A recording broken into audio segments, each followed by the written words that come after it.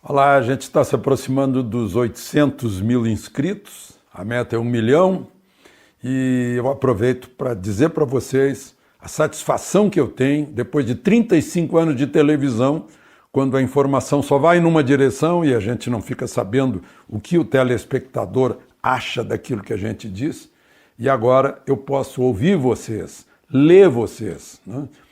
Entender a resposta de vocês, né?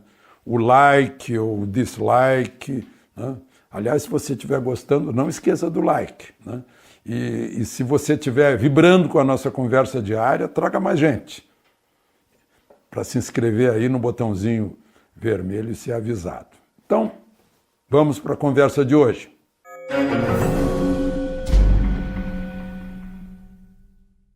Pois é, a nossa conversa é uma reflexão sobre o que está acontecendo até agora, porque temos um governo novo. Vejam só por ter parado de roubar a Petrobras, só por causa disso, a produção de petróleo e gás está com um recorde histórico nesse mês de agosto, quase 3 milhões de barris por dia, né?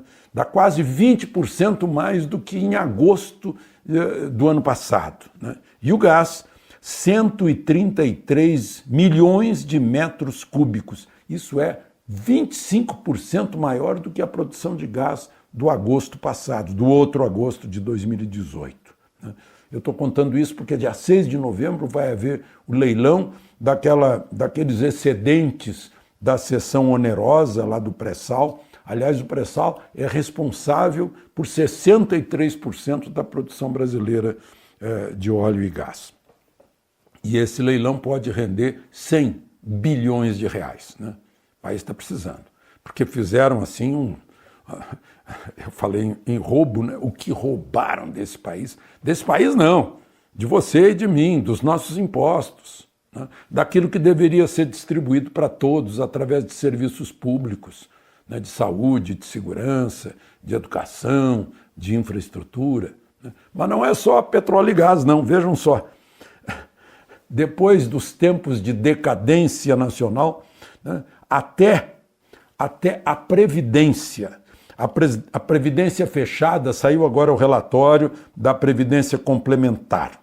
Voltou a ter superávit. Em 2017, o déficit era de 16 bilhões. E agora, no primeiro semestre deste ano, já tem um superávit, depois daquele déficit, de 3,5 bilhões, né? Um resultado líquido positivo de 13 bilhões e 400 milhões no semestre. E ainda falando daqueles tempos, né, de caos moral, né, decisões do Copom, pelo jeito, eram avisadas por baixo do pano para certos privilegiados. Pelo menos essa é a denúncia do ex-ministro de Dilma e de Lula, Antônio Palocci, né? Na delação premiada, ele disse que Guido Mantega mandava para o banqueiro André Esteves, né, as informações, né? Ou seja, estava tudo podre. Henrique Meirelles, que era presidente do Banco Central, deu uma declaração dizendo que não acredita nisso, que o sistema, né, daquela época não permitia isso, porque o voto de cada um não era conhecido e só revelado na hora. Então não era possível que alguém recebesse informação antecipada antes de decisão do Copom. Mas enfim, né, fica aí o registro, porque foi de um tempo aí, tempo de Lula e de Dilma, né, que essas coisas aconteciam, né, vantagens divididas e tudo isso.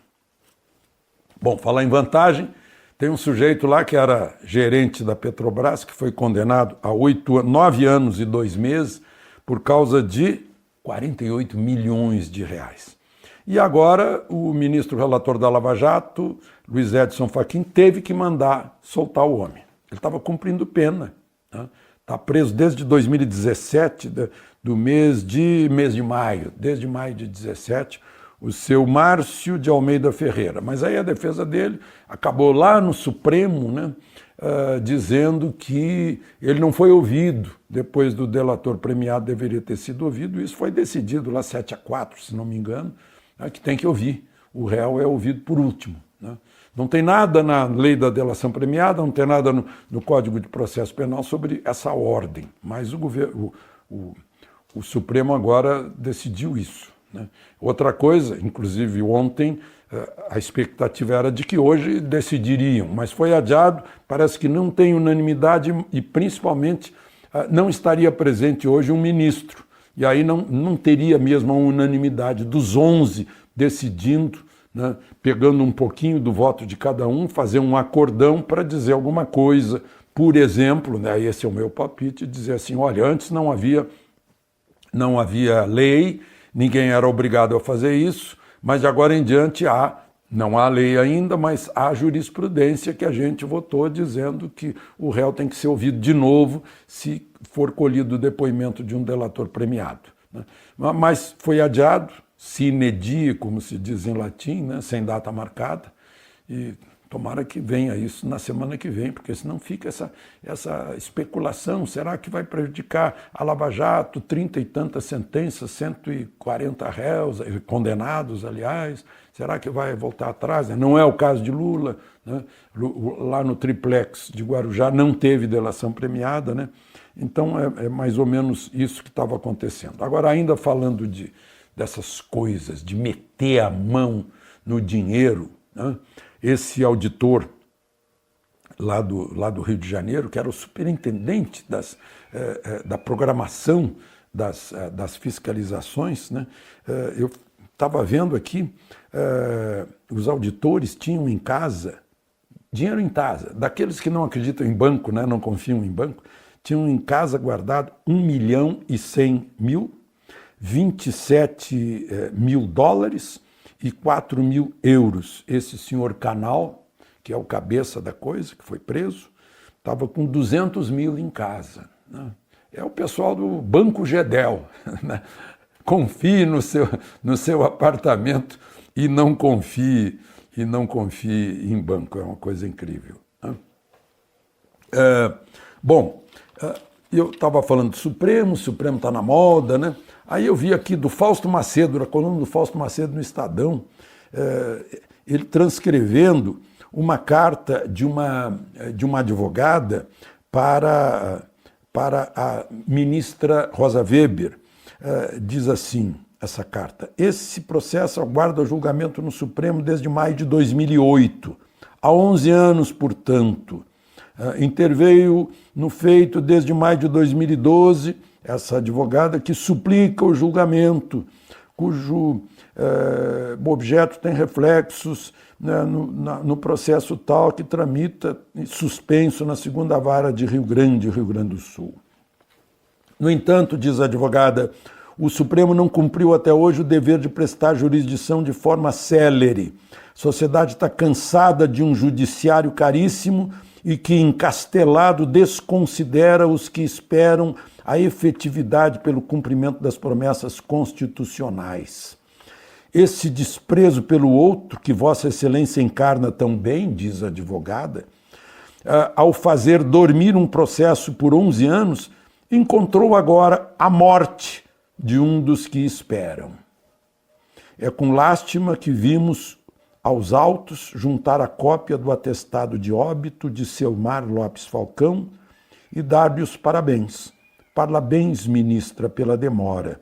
Informamos também que as pompas fúnebres foram singelas. É o enterro lá naquela região chamada de pompas fúnebres. Foram singelas, sem as lagostas e os vinhos finos que os nossos impostos suportam. Ela cita aí coisa que já foi mostrado, né? É a advogada Lilian Veleda Soares. Ontem, conversando com advogados, e disse que, olha, o Supremo talvez seja vítima disso, porque, afinal, é uma corte constitucional que vira primeira instância no caso de foro privilegiado, que vira foro penal, né, que vira tribunal criminal, né, coisas que deveriam acabar em outras instâncias. Aí um dos advogados me disse o seguinte, olha, tem que considerar o jogo de empurra. O processo chega no Superior Tribunal de Justiça, o Superior Tribunal de Justiça diz, não, isso é assunto constitucional, manda para o Supremo. O Supremo recebe e diz assim, não, esse assunto é infraconstitucional, ou seja, vai até na lei, não vai à Constituição. Né? Volta para o Superior Tribunal de Justiça e as pessoas ficam esperando, envelhecendo e morrendo, como é o caso. Né? Um dos advogados chegou a me dizer o seguinte, olha, para mim, segunda instância deveria ser o fim. Né? Eu disse, puxa, lá nos Estados Unidos é mais ou menos isso. Né? O sujeito recebe a sentença do juiz, já vai direto para a prisão. Lá da prisão é que ele recorre. E recorre à segunda instância. E a segunda instância decide e acabou. Né? Segunda instância locuta, causa finita. Né? Aqui a causa, aí os advogados, né? Que eu acabei dizendo, olha, mas vocês gostam disso, né? Muitos recursos, né, vão ganhando dinheiro, a Ordem dos Advogados adora isso. Né, e eles me disseram, quem tem dinheiro é que vai lá para cima dos tribunais. Né. Não é o caso desse senhor já enterrado, né, que ficou esperando. Não teve, assim, grandes pompas o enterro dele. Só para a gente pensar a respeito. Está na hora de mudar a Constituição para mudar essas coisas. De Brasília, Alexandre Garcia.